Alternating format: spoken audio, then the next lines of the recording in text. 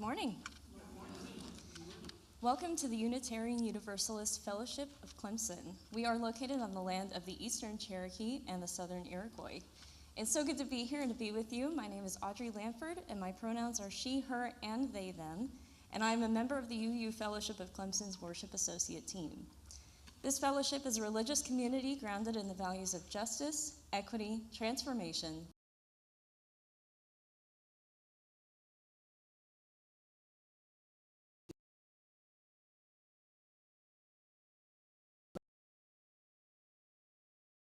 coloring, knitting, or fidget toys.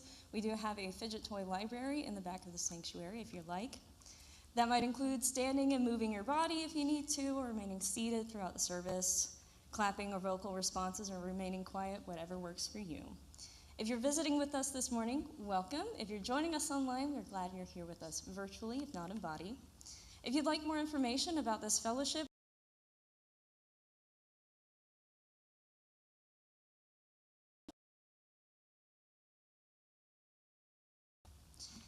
we have a few announcements this morning. There is a Buddhism class today at noon here in the sanctuary led by Jean Malmgren. You can contact Renee for a little more information about that, and that is after our social time. Circle dinners for 2025 and 2026 are an opportunity to meet up, share a meal, get to know each other better. You can register for these by August 10th. This Thursday, July 17th, there are two opportunities to participate in displays of resistance. There will be a Good Trouble Lives On rally in Seneca from 6 p.m. to 7:30, and a candlelight vigil for empathy starting at 8:30 p.m. in Clemson. Our own Reverend Holly will be speaking at that vigil, and for more information, you can see our weekly connection. And tomorrow, we have an event called Moral Monday Goes South, located in Greenville at 10 a.m. at 2 West Washington Street, Greenville.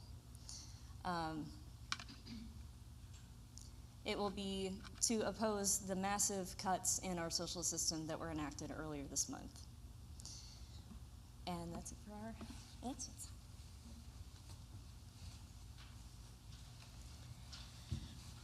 Good morning. I'm the Reverend Holly Brown. My pronouns are they, them, and I am so glad to be here with you this morning. I offer these as our opening words and call to worship this morning. We gather here as individual people, young and old, male and female, and non-binary, temporarily able and disabled, gay, lesbian, bisexual, and straight people, all colors of the human race, theist, atheist, agnostic, Christian, Buddhist, feminist, and humanist. We gather here as a community of people who are more than categories. We gather here, each ministering to one another, meeting one another's strengths and encouraging one another's wholeness. We give thanks for this extraordinary blessing, the gathering together of separate, unique individuals as one whole, one body.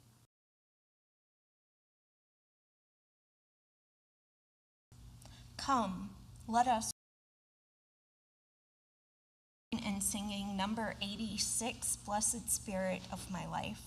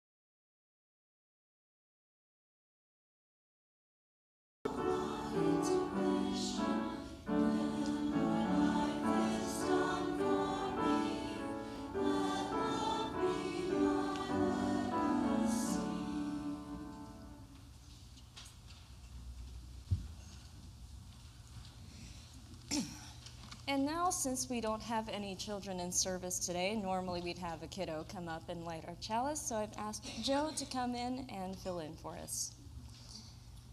And as we light this chalice, let us share in the reading of this fellowship's affirmation that is shared in the order of service. We gather together in a spirit of love, with justice as our guide. This is our chosen covenant. Time for All Ages is This Is How We Play, a celebration of disability and adaptation, written by Jessica Slice and Caroline Cupp, illustrated by Kayla Heron. We sing, learn, sign. We stem, dance, crawl.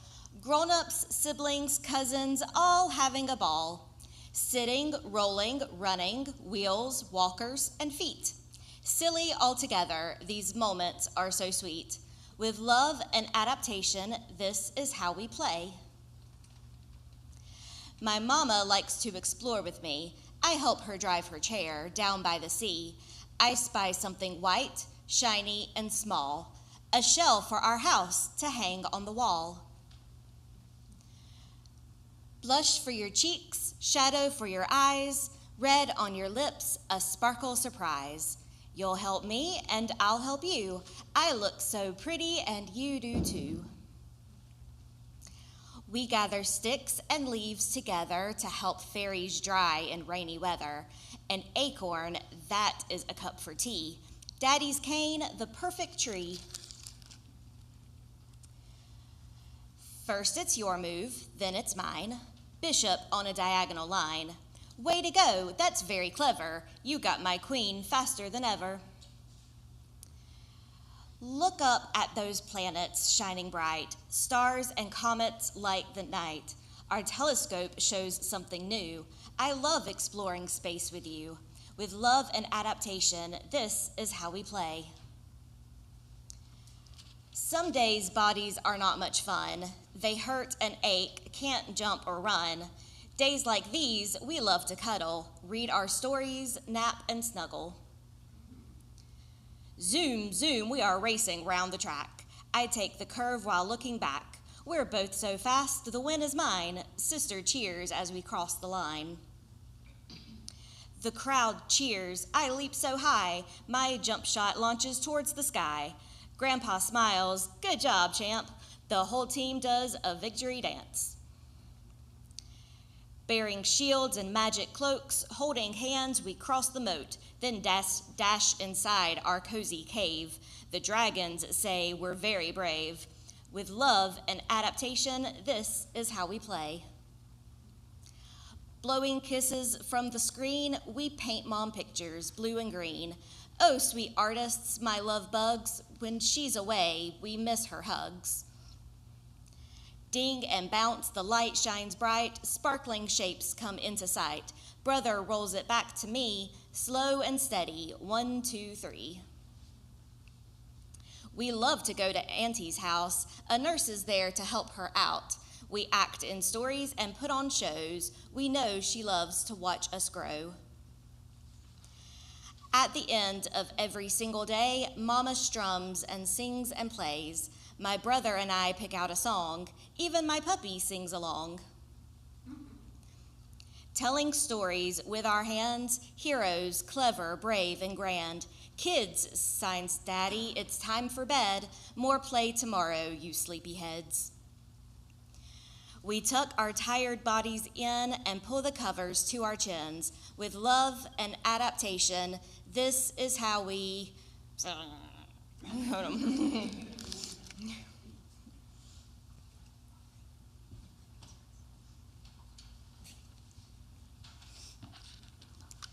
This is the time we set aside for the offering in order to give toward the financial vitality of this community.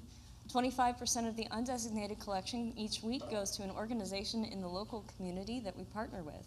For the month of July, we are partnering with Clemson Community Cares. Each week, we also collect non-perishable food for the Clemson Community Cares Food Bank. You may also give by going to the UUFC website and using the donate button. There you will see options for paying your pledge, and donating toward the organizations we partner with. And as always, we thank you for your generosity.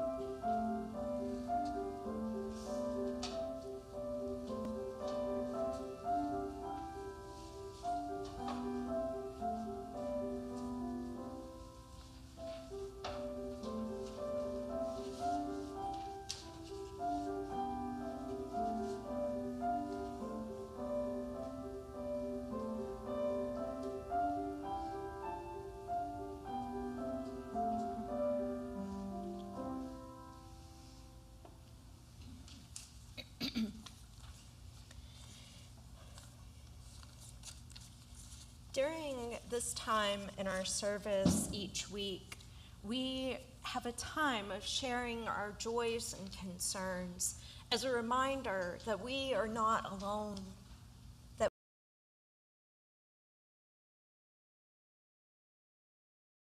as Audrey places a stone for each one that is shared aloud.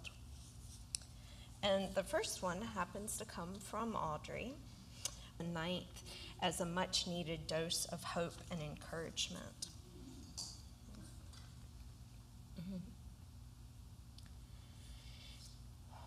Have one that is shared as a concern that this person's grandmother died on the operating table last night, and they're asking for prayers.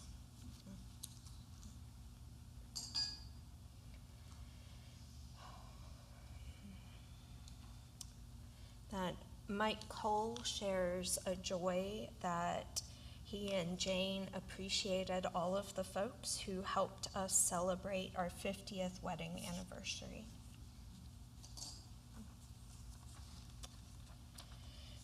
Have a concern from Claire Oswald. She's keeping her husband's National Guard unit in your thoughts as the soldier in it took his life last night, and her husband is in leadership, so he was the go-to, is having to make calls while the service is happening to tell other soldiers, please hold space in your hearts for the whole unit while they work through the shock and experience of this heavy grief.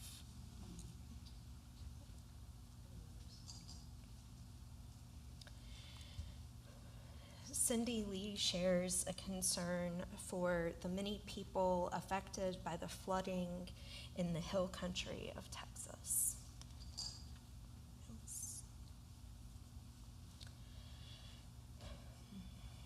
Add a stone for all of those that have been affected and will be affected by changing benefits due to legislation being passed.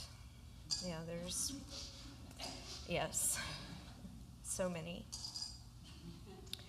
And I have a celebration for Meg Williamson that her wonderful trip to Great Britain by providing many scones and jam for hospitality. Thank you. And we place one final stone in this vessel representing our shared community for all of those joys and concerns that remain quiet and tender upon our hearts this morning. Thank you. So I don't know if you've looked at your order of service and noted that the prayer is listed as something we don't do super often. It is a responsive reading. Sometimes we do like a one sentence kind of response that repeats, but this one has a lot of segments that you are invited to share with. So I have slides that are going to be displayed, that the bolded section is what I invite you to read.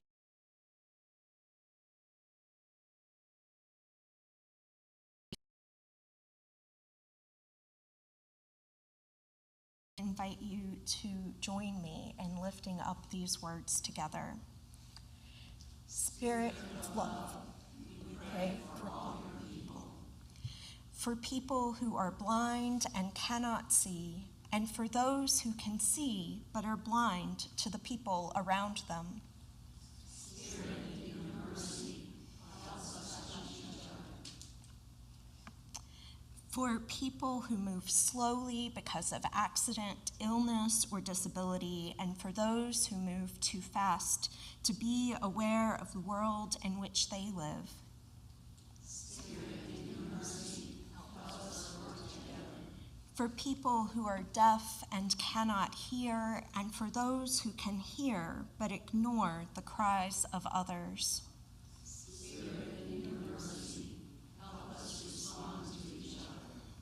For people who learn slowly, for people who learn in different ways, and for people who learn quickly and easily, but often choose ignorance. Spirit, in your mercy, help us grow in your wisdom. For people who have chronic illnesses for which there is no known cure or relief, and for people who live in unholy fear of developing chronic illness. Spirit, in your mercy, help us and heal us.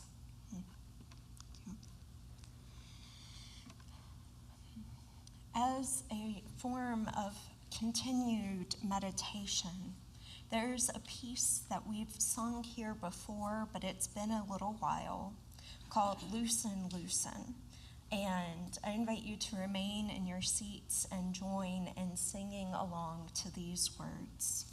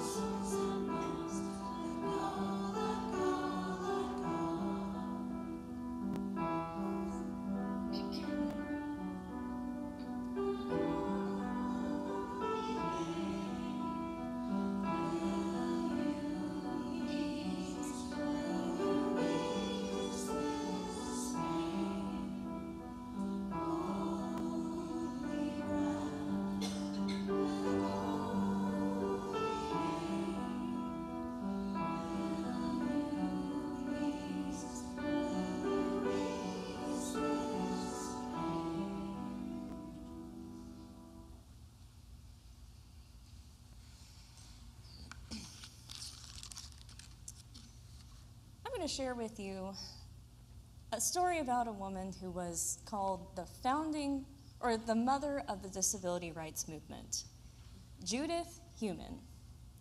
Known as Judy, she was born in New York in 1947, and at the age of 18 months, she contracted polio. While she survived the disease, it left her paralyzed in her lower extremities and wheelchair-bound for the rest of her life. When she was 5, her parents tried to enroll her in school, but she was turned away because the school was not wheelchair accessible. In fact, her wheelchair was deemed a fire hazard. So she received home instruction with a teacher who came to her house for 2.5 hours a week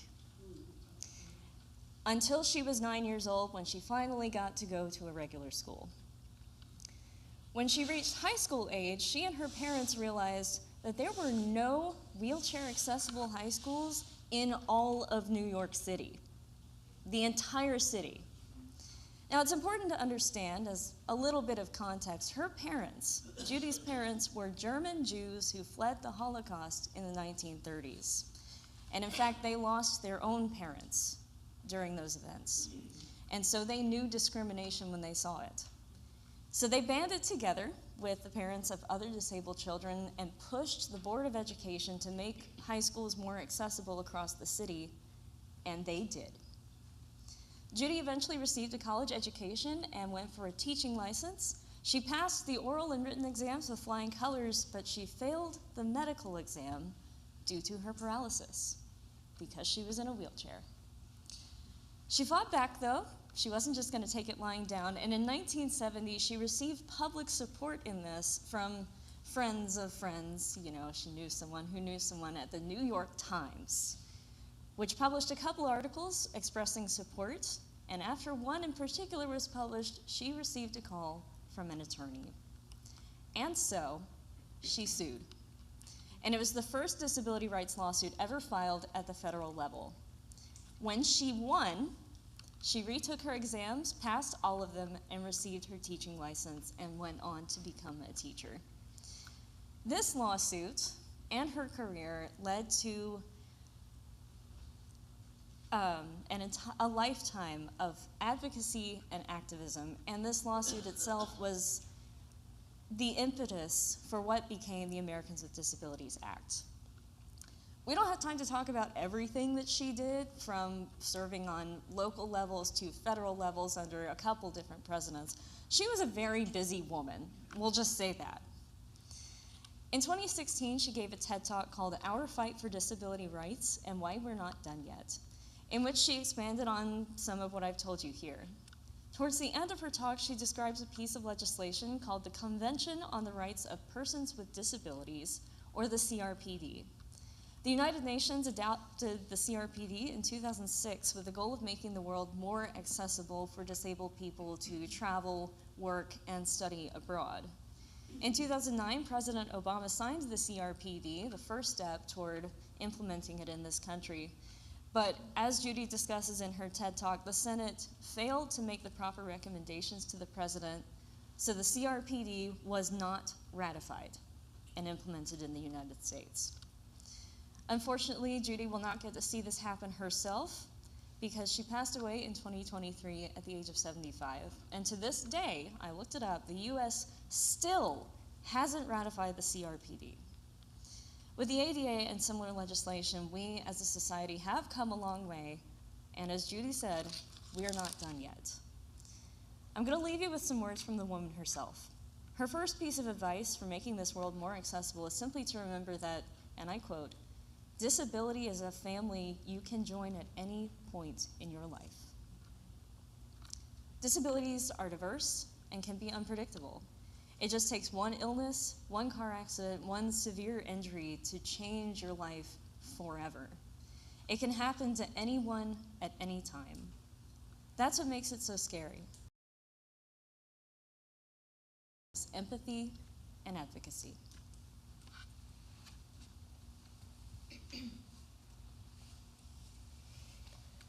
Thank you.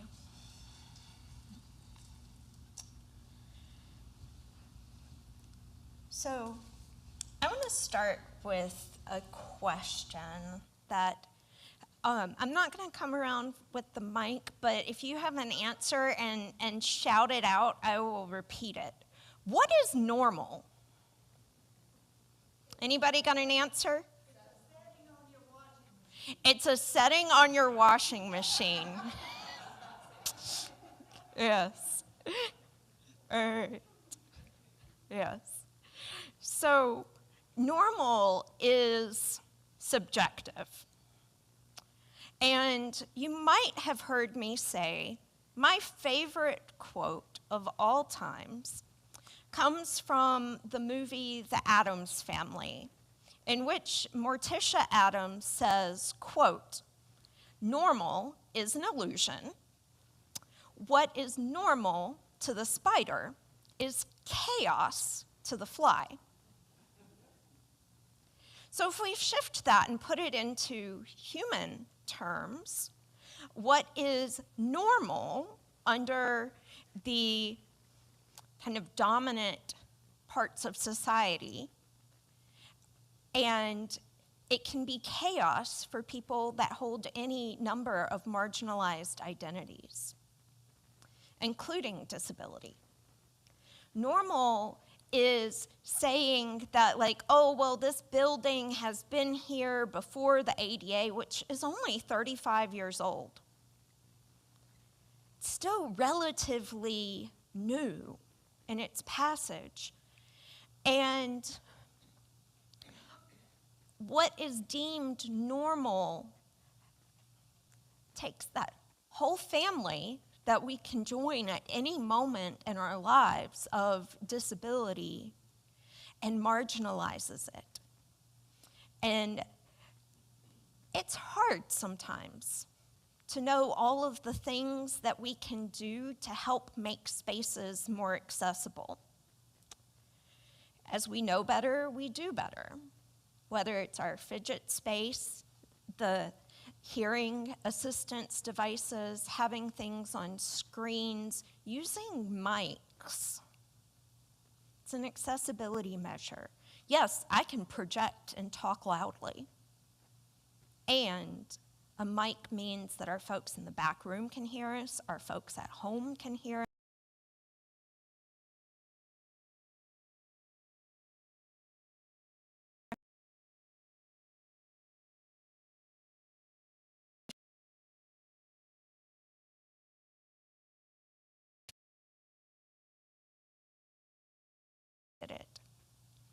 So if you look at all of these chairs on the sides, they have spaces in front of them where if somebody has a walker or an assisted device and needs arms to a chair, they have a way to get into their seat without having to struggle down an aisle.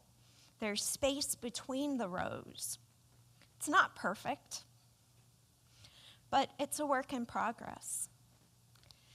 So disability justice is an ongoing thing, and there's an emphasis on it being Disability Pride Month.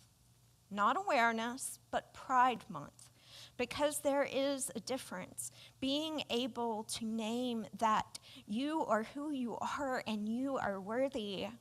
We have this thing in our principles and our value statement about worthiness, right? About dignity, right? And so if we're going to live into this means helping people with disabilities feel like they are welcomed into our spaces and that they are able to bring who they are and how they are and be in a space of feeling pride about whoever they are when they come into these spaces. So, talk about me.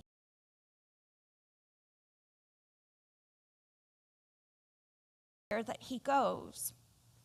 In 2000, he was working in construction and was super active, and he hurt his back, and he had surgery.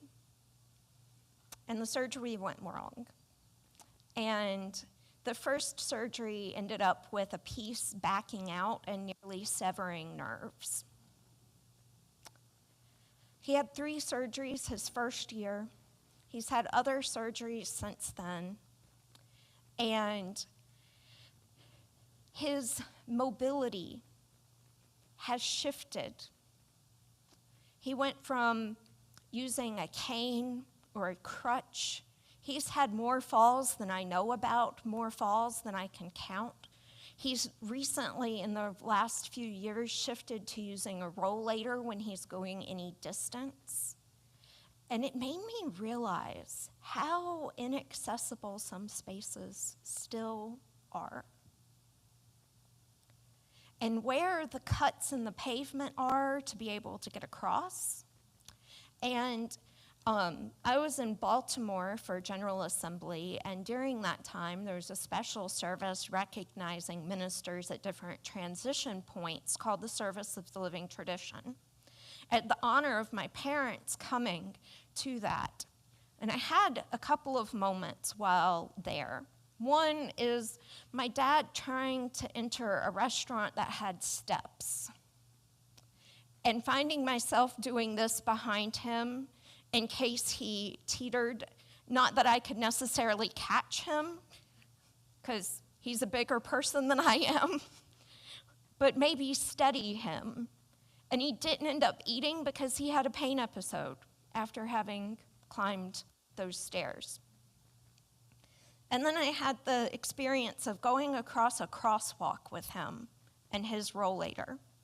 Do y'all know how fast it seems like the numbers start flashing when you have somebody that can't go very fast? It's been a revelation to me in the lack of accessibility that we still have in our world to see everything that my dad goes through. And it has taught me some patience, y'all. It has helped me realize that I don't have to move at the same speed just because I can. And so, if normalcy is an illusion,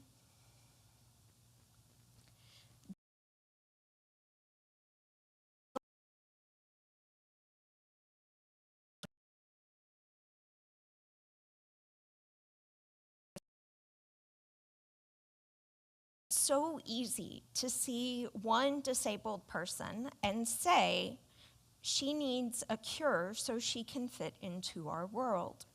It's much less common, much harder to recognize we need to change our world to fit more people, end quote.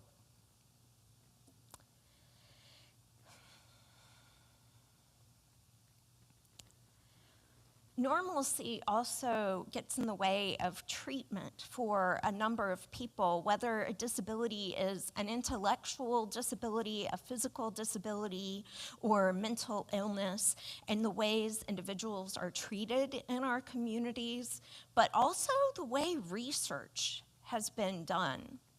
Autism is a prime example of how studies have been done, but predominantly on white men.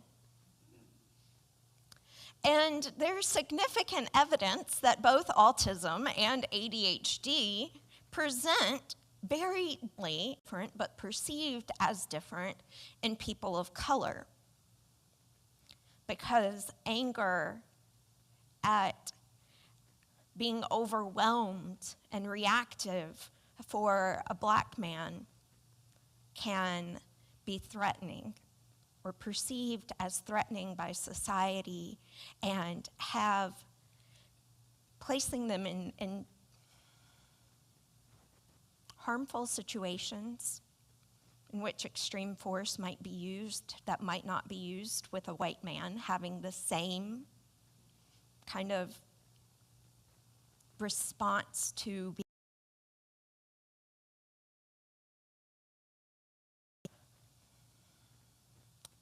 If we only have studies that are representing a smaller segment of the individuals that have medical or physical differences.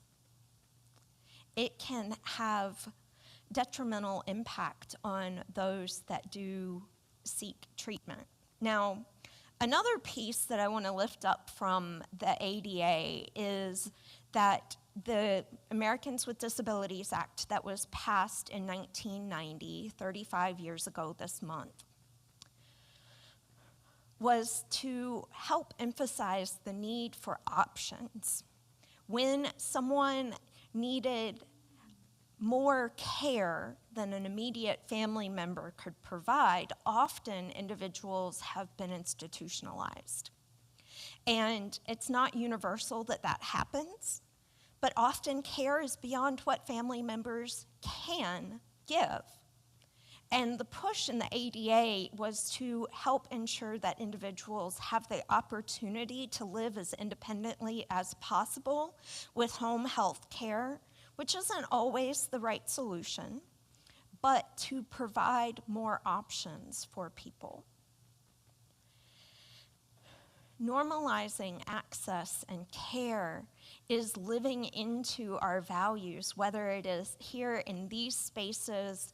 A couple of weeks ago, I attended General Assembly with some others from our congregation, and there are several things that were put in place to make the space as accessible as possible for, the 1,000+ people.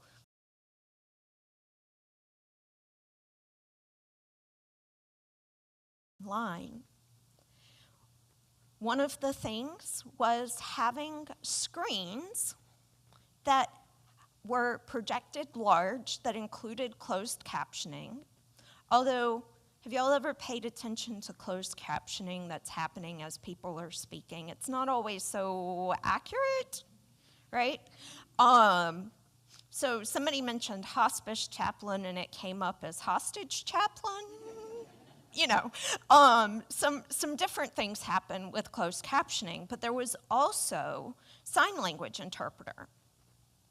And I had a favorite sign language interpreter. I know just enough sign language that it was interesting to follow along and see how she interpreted different things. But there were also accessibility stations that provided wheelchairs and scooters and other supplies that people needed while they were there to make the space as beneficial to as many people as possible. And the seating was set up in such a way that there were tables as you went back so people could sit and work on things if they wanted to, be able to color. There was a fidget space back at the back with all kinds of arts and craft supplies. There was a sensory-friendly space that was set up as well. And our online folks were able to participate in the discussions and to be able to vote alongside those that were in person. This is a shift. I don't remember all of those things being in place when I went to General Assembly for the first time in 2016. But when we know there are needs, we can do better over time. There is a little bit longer quote that I want to share with you that was from The Prophecy of the Disabled Body, an excerpt from the theological statement that opens the May 2018 report on the UU Ministers Association Ableism Task Force, and that is a mouthful. And I won't list all of the names of all of the people that were involved with putting that report together. But the quote says, "If we believe that all bodies have inherent worth and dignity, we also believe that every person also has agency over their body, that people are more than the work that they do, that caring for one another is a moral responsibility. Even bodies that do not conform to a capitalistic standard of working for pay. All bodies are worthy of care and concern because they are human people with human bodies.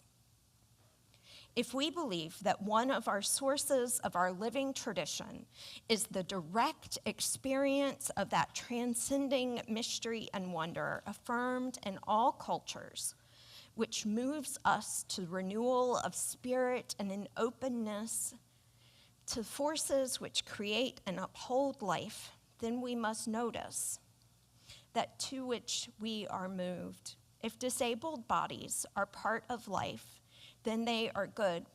Part of urging, of transcending, then is to resist all forms of devaluing of disabled bodies, including unexamined rhetoric that devalues disabled bodies and places high value on normatively able bodies by using disabled bodies as a point of reference for negative metaphor. And that's a lot, right? That's a big mouthful, and there's a lot more in that statement that continues on in that report. But the takeaway from that is that, coming back to that idea of worthiness and dignity, and not just saying that we affirm these things, not just that we promote these things, but how can we help ensure our beloveds with disabilities have dignity?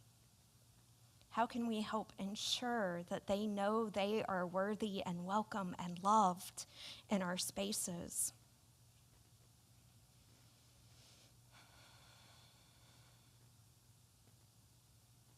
In thinking about Disability Pride Month, coinciding with the bill that passed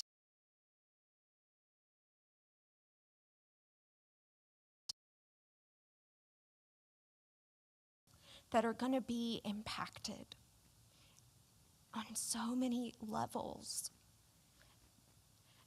calling for restricting access to Medicaid and food services, Medicare, ways in which people with disabilities have greater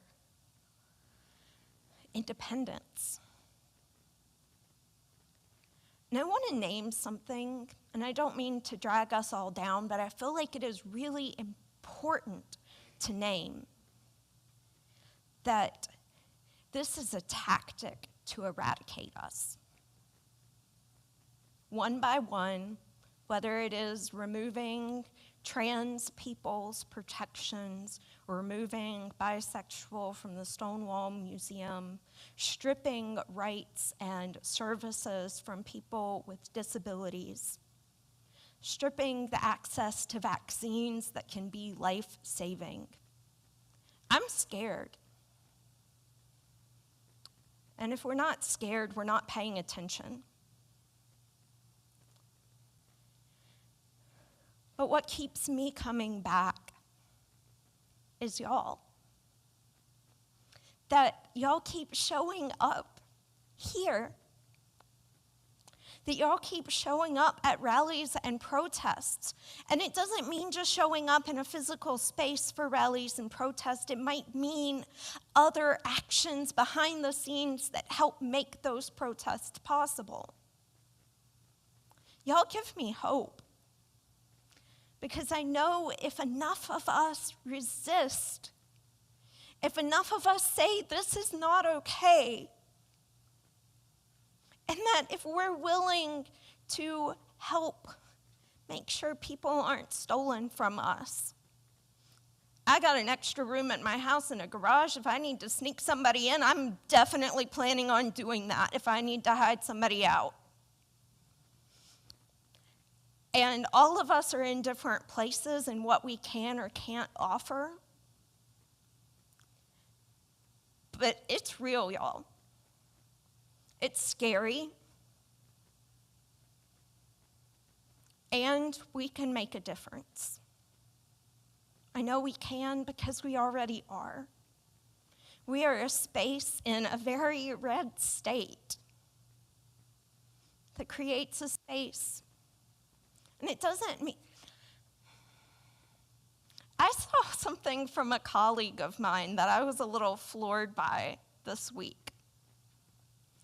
She had been to a conference in Atlanta in which they spoke really emphatically out against these changes and used some language that, I don't use in the pulpit necessarily in that emphatic speech. And she said, "UUs are too conservative.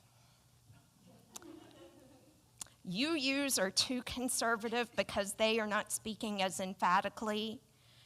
They're more willing to stick with the status quo or follow the leads of others and waiting for them to make those moves." I was a little taken aback by this, as you might imagine. And when we are overwhelmed, we are more likely to accept what is and the status quo. Now, I'm used to hearing UUs being too liberal. Has anybody heard that one? Yeah. So, and we're not all liberal in the same kind of way. There's some more people that are libertarian or more fiscally conservative in different ways, even if they don't align with the current administration's decisions. But y'all give me hope, because I don't think we're too conservative. I also don't think we're too liberal. I think we're a group of people that are passionate about caring for others in all of those different ways within our community and beyond our community. And y'all, it is hard sometimes, especially if somebody is advocating for my rights to be taken away. It's really hard.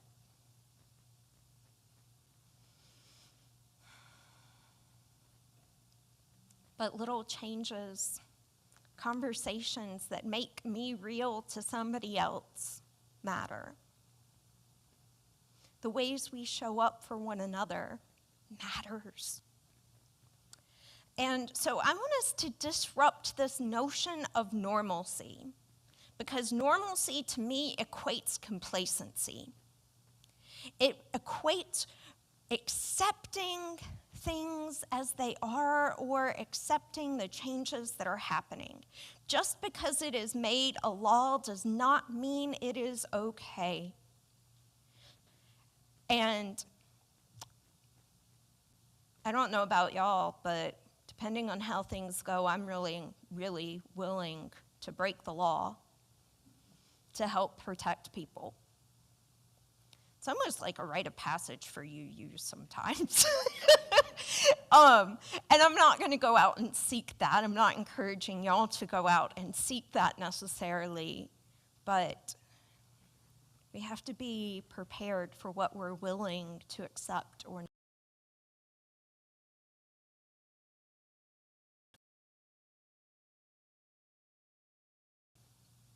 The way we treat each other, the way we support one another, that's what's real. That's what gives me hope. That's what keeps me going forward. And I hope that you find that in this community as well, and in the ways that you support resistance to what is going on in the world and the harm that is being done.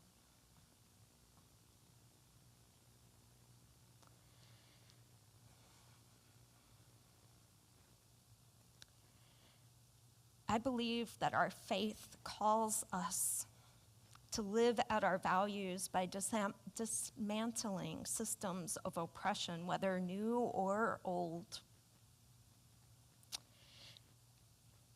It means considering why we strive for normal and the impact that it has on ourselves and on others.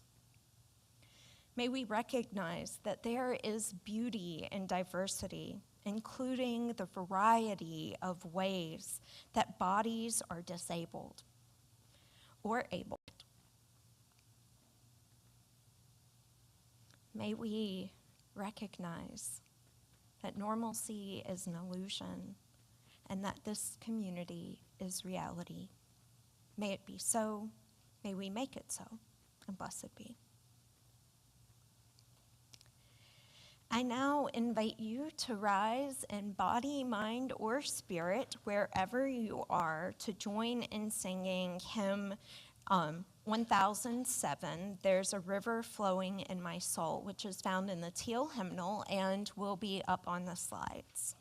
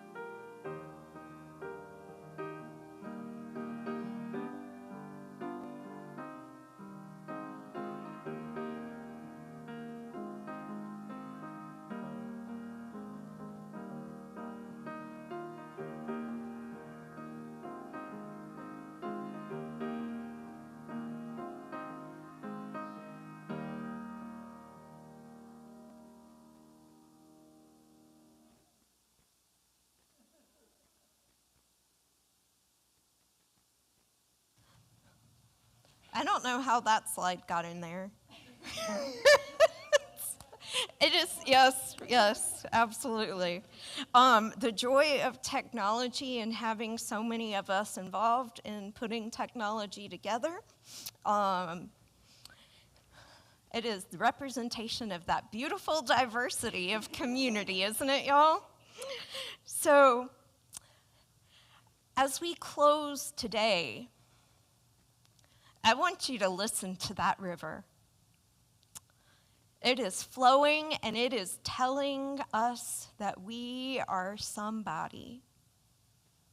We are worthy, we have dignity, and we recognize that worth and dignity in others.